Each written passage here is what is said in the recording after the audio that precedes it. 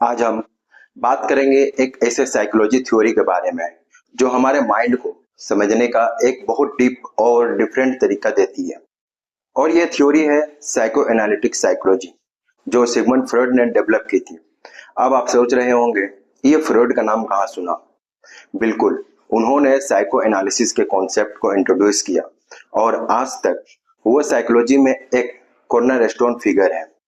Psycho analytic psychology या फिर simply psycho analysis एक ऐसी अप्रोच है जो हमारे सबकॉन्शियस माइंड को समझने की कोशिश करती है। मतलब जो चीजें हमारे कॉन्शियस माइंड में नहीं आती, जो हमारे सोचने समझने से बाहर होती हैं, उन्हें एनालाइज करते हैं।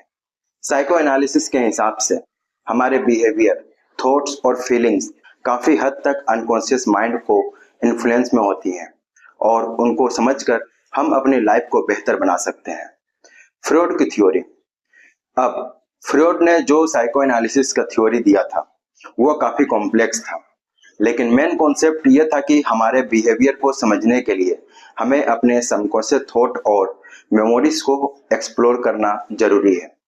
उन्होंने यह भी कहा था कि हमारे बचपन के एक्सपीरियंस हमारे फ्यूचर बिहेवियर को शेप करते हैं और ये सबकॉन्शियस माइंड में स्टोर्ड होते हैं। फ्रॉइड ने माइंड को 3 पार्ट्स में डिवाइड किया था। पहला, आईडी। ये पार्ट हमारे बेसिक इंस्टिंक्ट्स और डिजायर्स को रिप्रेजेंट करता है। ये पार्ट बिल्कुल प्रिमिटिव है और ये सिर्फ अपनी खुशी चाहता है। जब हम कुछ इमीडिएट ग्रेटिफिकेशन की डिजायर करते हैं, या आईडी ही होता है जो काम करता है। दूसरा, ईगो। यह पार्ट रियलिटी को समझने और कंट्रोल करने का काम करता है। ईगो यह समझता है कि हमें अपने डिजायर्स को कुछ रूल्स और लिमिटेशंस के अंदर रखना पड़ता है ताकि हम अपने नीड्स को सोशली एक्सेप्टेबल तरीके से पूरा कर सकें। तीसरा है सुपर ईगो। यह पार्ट मोरल वैल्यू को रिप्रेजेंट करता है। जब हम कुछ गलत करते हैं तो सुपर ईगो हमें गिल्ट और शेम फील कराता है। यह एक तरह से हमारे कॉन्शियस को रिप्रेजेंट करता है, जो हमें सही और गलत के बीच में फर्क समझने में मदद करता है। इन दोनों पार्ट्स का इंटरप्ले हमारे एक्शन और बिहेवियर को इन्फ्लुएंस करता है। जब आईडी, ईगो और सुपर ईगो का बैलेंस ठीक से नहीं होता, तब हमारे इमोशंस और एक्शंस काफी डिस्टॉर्ट हो सकते हैं, जो एंजाइटी और स्ट्रेस का कारण बन सकते हैं। फ्रॉइड का पर्सनैलिटी डेवलपमेंट थ्योरी। अब आते हैं पर्सनैलिटी डेवलपमेंट थ्योरी पर। अब फ्रॉइड ने अपने पर्सनैलिटी डेवलपमेंट थ्योरी में यह भी कहा था कि एक इंडिविजुअल का डेवलपमेंट चाइल्डहुड के अर्ली स्टेज में होता है और अगर किसी स्टेज पर कोई अनरिजॉल्व इशू रहता है तो वो एडल्ट लाइफ में प्रॉब्लम क्रिएट कर सकता है। यह स्टेज फ्रॉइड ने कुछ इस तरह डिफाइन की थी। ओरल स्टेज, जो जन्म से 1 साल के बीच का है। इस स्टेज में चाइल्ड अपने माउथ के थ्रू वर्ल्ड को एक्सप्लोर करते हैं, जैसे सकिंग, बीटिंग एक्सेट्रा। अगर इस स्टेज में कोई प्रॉब्लम होती है तो एडल्ट में वो पर्सन ओवरड्यूल कर सकता है, जैसे स्मोकिंग या एक्सेसिव ईटिंग। एनल स्टेज 1 साल से 3 साल। इस स्टेज में चाइल्ड पोटी ट्रेनिंग सीखता है। अगर यह स्टेज प्रॉपरली रिसोल्व नहीं होती तो वो पर्सन अपने लाइफ में कंट्रोल फ्रीक या ओवरली ऑर्गेनाइज्ड हो सकता है। फेलिक स्टेज 3 से 6 साल। ये स्टेज चाइल्ड अपने जेंडर आइडेंटिटी को समझने लगता है। फ्रॉइड के अकॉर्डिंग ये स्टेज में एक फेनोमेना होता है कॉल्ड ओडिपस कॉम्प्लेक्स बॉयज और इलेक्ट्रा कॉम्प्लेक्स गर्ल्स, जहां बच्चे अपने ऑपोजिट सेक्स पेरेंट्स के साथ बॉन्ड करते हैं और सेम सेक्स पेरेंट्स से कंपटीशन फील करते हैं। Latency stage 6, puberty.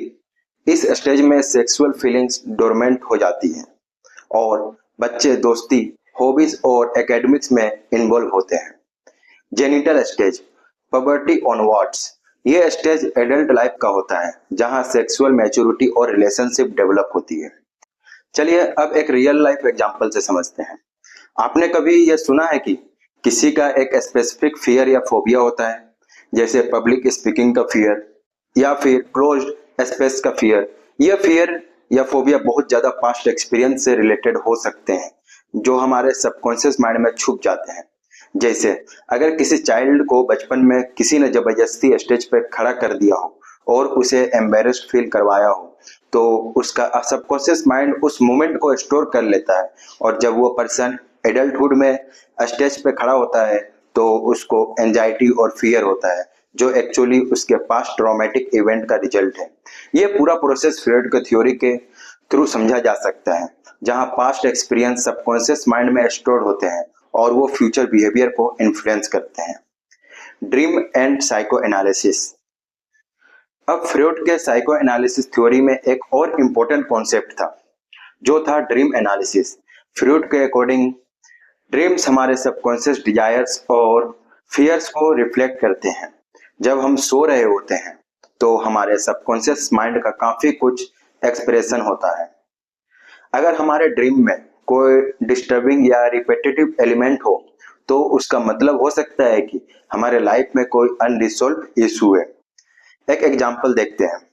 एक पर्सन बार बार एक सपना देखता है जिसमें वो अपने स्कूल के टाइम पे फेल हो जाता है या फिर एग्जाम में अनसक्सेसफुल होता है। फ्रॉइड के अकॉर्डिंग इस सपने का मतलब हो सकता है कि वो पर्सन अपनी लाइफ में फेलियर या अनफुलफिलमेंट गोल के साथ स्ट्रगल कर रहा हो। ये ड्रीम उसके सबकॉन्शियस फियर का एक्सप्रेशन है। फ्रॉइड के लेगेसी। आज भी साइको एनालिसिस का इम्पैक्ट काफी डीप है। बहुत सारे थेरेपिस्ट और काउंसलर्स आज भी इस अप्रोच को अपने प्रैक्टिस में यूज करते हैं, क्योंकि यह ह्यूमन बिहेवियर को समझने का एक यूनिक तरीका है। लेकिन यह भी सच है कि फ्रॉइड की कुछ आइडियाज को लेकर कंट्रोवर्सी रही है और मॉडर्न साइकोलॉजी में कई एक्सपर्ट्स ने उनकी थ्योरीज को चैलेंज किया है। Psycho analysis and its application in therapy. अब जब हम साइको एनालिटिक्स साइकोलॉजी के बारे में बात करते हैं तो एक इम्पोर्टेंट एस्पेक्ट्स उसका थेरेपिक्यूट एप्लीकेशन है। साइको एनालिसिस सिर्फ एक थ्योरी नहीं है, बल्कि एक थेरेपी भी है। फ्रॉइड ने इस थेरेपी को डेवलप किया था, जिसमें पेशेंट अपनी सबकॉन्शियस फीलिंग्स, थॉट्स और मेमोरीज को एक्सप्रेस कर सकता है। यह थेरेपी ज्यादातर वर्बल इंटरेक्शन पे बेस्ड होती है। साइको एनालिटिक थेरेपी में एक टेक्निक होती है, फ्री एसोसिएशन। इसका मतलब है कि पेशेंट को बिल्कुल फ्रीली अपने थॉट्स बोलने के लिए कहा जाता है, बिना किसी फिल्टर के। यह टेक्निक हेल्प करती है पर्सन को अपने सबकॉन्शियस थॉट को एक्सप्रेस करने में। जब हम अपने हिडन थॉट्स को फ्रीली एक्सप्रेस करते हैं, तब हम अपने रियल इश्यूज को आइडेंटिफाई कर सकते हैं, जो हमें कॉन्शियसली समझ में नहीं आते। एक और इम्पोर्टेंट टेक्निक है ड्रीम एनालिसिस, जो हमने पहले डिस्कस की थी। फ्रॉइड का मानना था कि ड्रीम हमारे सबकॉन्शियस डिजायर्स को रिफ्लेक्ट करते हैं। जब हम अपने ड्रीम्स को एक्सप्लोर करते हैं तो हम अपने डीप रूटेड इश्यूज को समझ सकते हैं, जो हमारे कॉन्शियस माइंड से बाहर होते हैं। एक एग्जांपल से समझते हैं। आप सोचिए कि एक पर्सन को अपने चाइल्डहुड से एक बैड एक्सपीरियंस या ट्रॉमा याद है, जिसमें उसने अपने पेरेंट्स के बीच कॉन्फ्लिक्ट देखा था। उसका सबकॉन्शियस माइंड ये इंसिडेंट अपने मेमोरी में स्टोर कर लेता है। जब यह पर्सन किसी रिलेशनशिप में होता है और कुछ कॉन्फ्लिक्ट फेस करता है, तो उसका रिस्पॉन्स बहुत एक्सट्रीम हो सकता है, जैसे कि वो सडनली एंग्री हो जाता है या फिर अपने पार्टनर से डिस्टेंस बना लेता है। यह रिएक्शन एक्चुअली उसके सबकॉन्शियस मेमोरी से ट्रिगर होता है, जो उसके पास्ट ट्रॉमा का रिजल्ट है।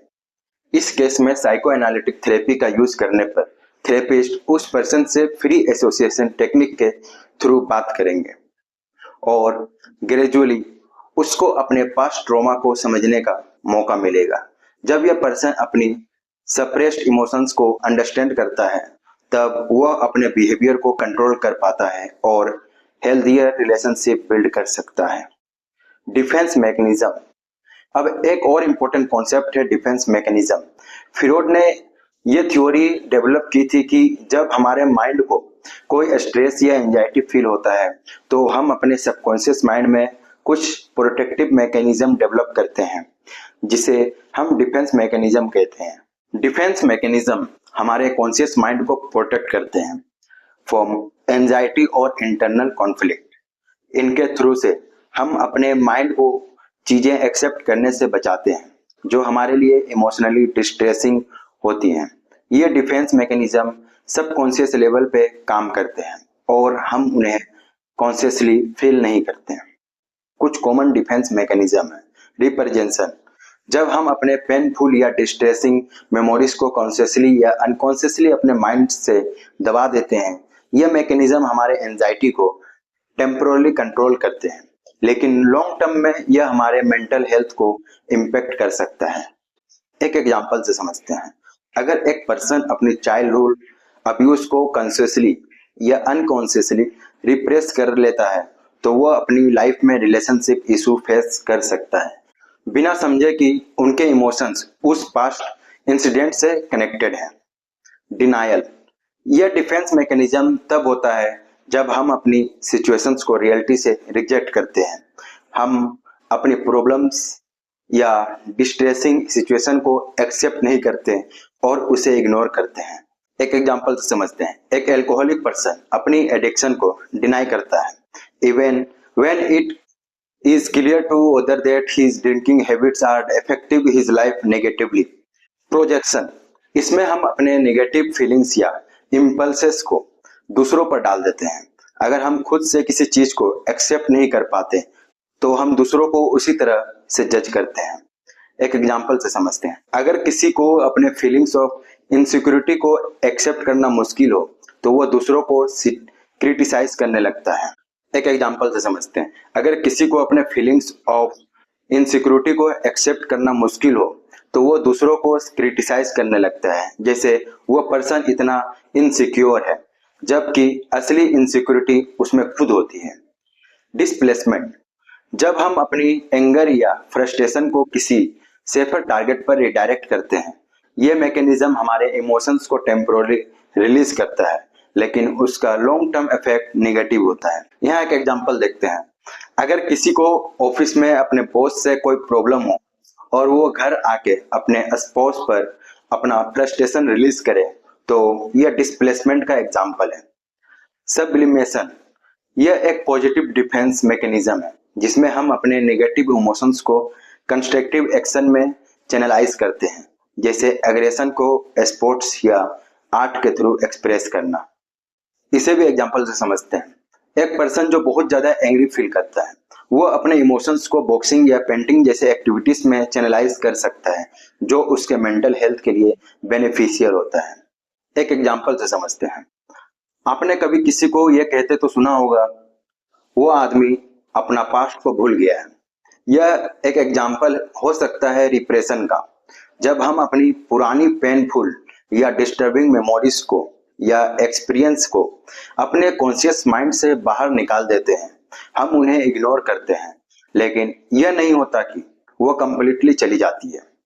कभी न कभी वो सप्रेस्ड इमोशंस सरफेस करते हैं और हमारे बिहेवियर में रिफ्लेक्ट करते हैं। Criticism and modern perspective on psycho analysis, अगर हम साइको एनालिटिक साइकोलॉजी की बात करें तो उसके काफी क्रिटिसिज्म भी हैं। फ्रॉड की थ्योरी को कई एक्सपर्ट्स ने क्वेश्चन किया है और उनके कुछ आइडियाज को आउटडेटेड या अनसाइंटिफिक माना गया है। आज के टाइम में कॉग्निटिव बिहेवियर थेरेपी सीबीटी और ह्यूमैनिटिक थेरेपी को ज्यादा प्रेफर ट्रीटमेंट मेथड माना जाता है, जो ज्यादा रिसर्च और एविडेंस बेस्ड है। लेकिन यह भी सच है कि साइको एनालिसिस ने साइकोलॉजी को एक नया डायमेंशन दिया। फ्रॉड की थ्योरीज ने हमारे माइंड और बिहेवियर को समझने का एक नया तरीका दिया जो आज भी काफी इन्फ्लुएंशियल है। उनके कॉन्सेप्ट्स जैसे डिफेंस मैकेनिज्म और द अनकॉन्शियस माइंड आज भी मॉडर्न साइकोलॉजी और थेरेपी प्रैक्टिसेस में यूज किए जाते हैं। एक एग्जांपल से समझते हैं। आपको याद होगा जब हम अपनी लाइफ में किसी इमोशनल कॉन्फ्लिक्ट से गुजरते हैं, जैसे ब्रेकअप, जॉब लॉस या पर्सनल ट्रॉमा, तो हम अपने फीलिंग्स को सप्रेस करने लगते हैं। हम सोचने लगते हैं कि मुझे यह सब भूल जाना चाहिए। यह एक कॉमन रिएक्शन होता है, लेकिन जब तक हम अपनी फीलिंग्स को फेस नहीं करते तब तक वो अनरिजॉल्व रहते हैं और फ्यूचर में हमें प्रॉब्लम्स दे सकते हैं। फ्रॉड के बाद न्यू फ्रॉडियंस का अराइवल। फ्रॉड के बाद कई साइकोलॉजिस्ट आए जिन्होंने साइको एनालिटिक थ्योरी को एक्सेप्ट भी किया और क्रिटिसाइज भी। फ्रॉड के बाद न्यू फ्रॉडियंस का अराइवल। फ्रॉड के बाद कई साइकोलॉजिस्ट आए जिन्होंने साइको एनालिटिक्स थ्योरी को एक्सेप्ट भी किया और क्रिटिसाइज भी। इन्हें न्यू फ्रॉडियंस कहा जाता है। इन लोगों ने फ्रॉड के कॉन्सेप्ट को बेस बनाया, लेकिन उन्हें मॉडिफाई करके नए आइडियाज प्रपोज किए जो और ज्यादा सोशली और कल्चरली रिलेवेंट थे। चलिए कुछ इंपॉर्टेंट न्यू फ्रॉइडियंस के बारे में बात करते हैं। पहला है Karl Jung analytical psychology. Karl Jung ने फ्रॉइड के साथ काफी काम किया, लेकिन बाद में उनकी थ्योरीज अलग हो गई। जुंग ने कहा कि सबकॉन्शियस सिर्फ पर्सनल नहीं होता, कलेक्टिव अनकॉन्शियस भी होता है। मतलब ऐसी मेमोरीज और इमेजेस जो पूरी ह्यूमैनिटी के अनकॉन्शियस में होती हैं। उन्होंने आर्क टाइप्स का कॉन्सेप्ट दिया, जैसे the hero, the shadow, the mother, the wise old man, जो हर कल्चर में कहानियों और ड्रीम्स के रूप में दिखते हैं। एक एग्जाम्पल से समझते हैं। आपने देखा होगा कि हर माइथोलॉजिकल कहानी में एक हीरो होता है जो जर्नी पे जाता है, स्ट्रगल्स करता है और जीत जाता है। चाहे वो अर्जुना हो, हेरकुलस हो या हैरी पॉटर, ये सब एक हीरो आर्केटाइप को रिप्रेजेंट करते हैं। जुंग के अकॉर्डिंग हम अपने एक अनकॉन्शियस के एलिमेंट को जानकर उसे इंटीग्रेट करके इंडिविजुएशन अचीव करते हैं, मतलब अपनी कंप्लीट सेल्फ को समझना और बैलेंस करना। दूसरा है Alfred Adler, individual psychology. Adler ने कहा कि इंसान के बिहेवियर का रूट होता है इन्फेरिटी कॉम्प्लेक्स। हर इंसान किसी ना किसी लेवल पे अपने आप को कमजोर समझता है और उस फीलिंग से निकलने के लिए वो मोटिवेशन डेवलप करता है। इसे ही उन्होंने कहा स्ट्राइविंग फॉर सुपरिटी। एडलर का फोकस ज्यादा था सोशल इन्वायरमेंट पे और उन्होंने कहा कि हमारे रिलेशनशिप सोसाइटी के साथ इंटरेक्शंस और सेंस ऑफ बिलोंगिंग हमारे मेंटल हेल्थ के लिए एसेंशियल है। एक एग्जांपल से समझते हैं। अगर कोई बचपन में अपने भाई बहन के कंपैरिजन में वीक फील करता था, तो वो बड़ा होके ओवर अचीवर बनने की कोशिश करेगा ताकि अपनी इन्फिनिटी को प्रूव कर सके। तीसरा है Karen Horney, feminine psychology. Karen Horney ने फ्रॉइड के पेनिस एनेपी वाले थ्योरी को रिजेक्ट किया। उन्होंने कहा कि वुमेन का बिहेवियर को समझने के लिए उनकी सोशल कंडीशंस और कल्चरल रोल्स को समझना जरूरी है, ना कि सिर्फ बायोलॉजिकल थ्योरीज। उन्होंने एक नए कॉन्सेप्ट का इंट्रोडक्शन किया, बेसिक एंजाइटी, जो हर इंसान एक्सपीरियंस करता है जब वो चाइल्डहुड में इनसिक्योरिटी, नेग्लेक्ट या रिजेक्शन फेस करता है। उस एंजाइटी से बचने के लिए लोग 3 तरीके से रिएक्ट करते हैं। पहला है मूविंग टवर्ड पीपल, अप्रूवल लेना। दूसरा है मूविंग अगेंस्ट पीपल, कंट्रोल करना। तीसरा है moving away from people, detachment. एक एग्जांपल से समझते हैं। अगर किसी बच्चे को लगता है कि उसके गार्जियंस इमोशनली डिसेंट हैं, तो वो जिंदगी भर दूसरों के अटेंशन और लव के पीछे भाग सकता है। यह उसकी अनकॉन्शियस नीड होती है बेसिक एंजाइटी से बचने की। Psycho analysis in modern times. आज के टाइम में साइको एनालिसिस बिल्कुल पुरानी नहीं हुई है, बल्कि इवॉल्व हो गई है। आज थेरेपिस्ट साइको एनालिटिक प्रिंसिपल्स को मॉडर्न थेरेपी फॉर्म्स के साथ इंटीग्रेट करते हैं, जैसे साइकोडायनामिक थेरेपी, जो कि साइको एनालिटिक थ्योरी का शॉर्ट टर्म और स्ट्रक्चर वर्जन है। ऑब्जेक्ट रिलेशंस थ्योरी, जो अर्ली चाइल्डहुड रिलेशनशिप के बेसिस पे एडल्ट रिलेशनशिप पैटर्न को एक्सप्लेन करती है। अटैचमेंट थ्योरी, जिसमें बताया जाता है कि बचपन में हम अपने केयर गिवर्स के साथ कैसे अटैच हुए, वो हमारे अडल्टहुड के इमोशनल पैटर्न्स डिफाइन करता है। रियल लाइफ एप्लीकेशंस, यहाँ रियल लाइफ एप्लीकेशंस एग्जांपल से समझते हैं। एक कॉर्पोरेट एम्प्लॉय को हर बार जब उसका बॉस उसे फीडबैक देता है तो उसे एंजाइटी होने लगती है। वो उस फीडबैक को पर्सनल इंसल्ट समझने लगता है। जब वो थेरेपी लेता है तो थेरेपिस्ट उसे हेल्प करता है कि अपने पास्ट को एक्सप्लोर करने में, जहां उसके स्ट्रिक्ट फादर हमेशा उसे क्रिटिसाइज करते थे। यह रियलाइजेशन आने के बाद उसकी सबकॉन्शियस रिएक्शन क्लियर होती है कि हर ऑथोरिटी फिगर उसे उसके फादर की याद दिलाता है। अब वो अपने बॉस के साथ कामली इंटरेक्ट कर सकता है। Dream interruptions today. Dream analysis आज भी एक पावरफुल टूल है, स्पेशली क्रिएटिव फील्ड में।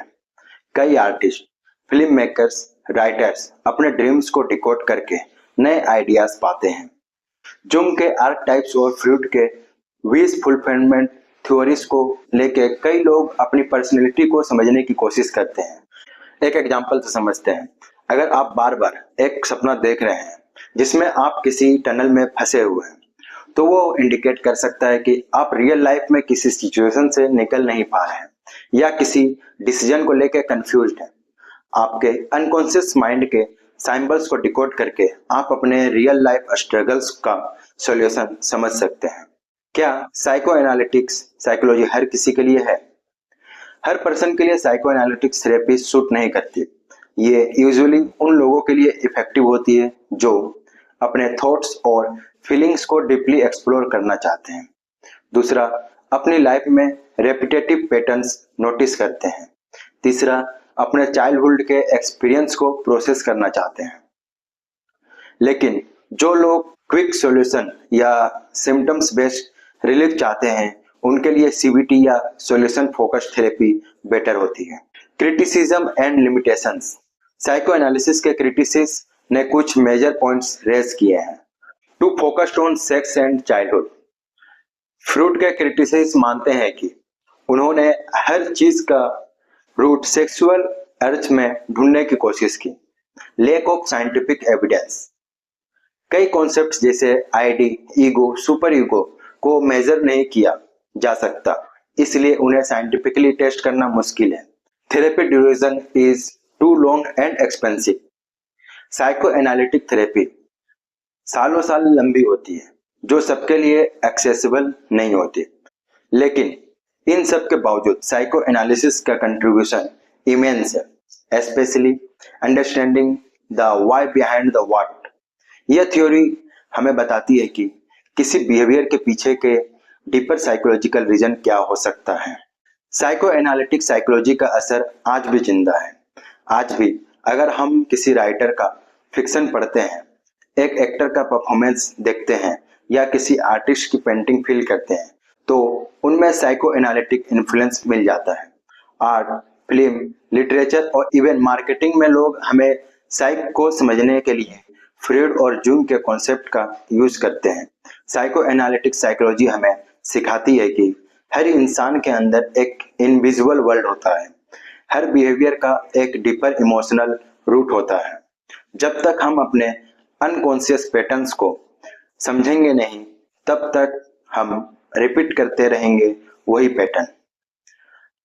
आप चाहे किसी भी फील्ड में हो, टीचर, आर्टिस्ट, एंटरप्रेन्योर या स्टूडेंट, अगर आप साइको एनालिटिक साइकोलॉजी को समझ जाते हैं, तो आप अपने और दूसरों के बिहेवियर को काफी डीपली अंडरस्टैंड कर सकते हैं। ये एक सफर है सेल्फ डिस्कवरी का, हीलिंग का और ग्रोथ का। जब तक अंदर के बचपन का जख्म नहीं भरेगा, तब तक एडल्टहुड में तकलीफ होती रहेंगी। दोस्तों, आज के लिए इतना ही। मिलते हैं नेक्स्ट वीडियो में और भी नए इंटरेस्टिंग कॉन्सेप्ट के साथ। तब तक के लिए धन्यवाद। आपको वीडियो कैसा लगा कमेंट में जरूर बताएं, और वीडियो पसंद आया हो तो लाइक करें और हमारे चैनल को सपोर्ट करें। आपके सपोर्ट से हमें मोटिवेशन मिलती है। धन्यवाद।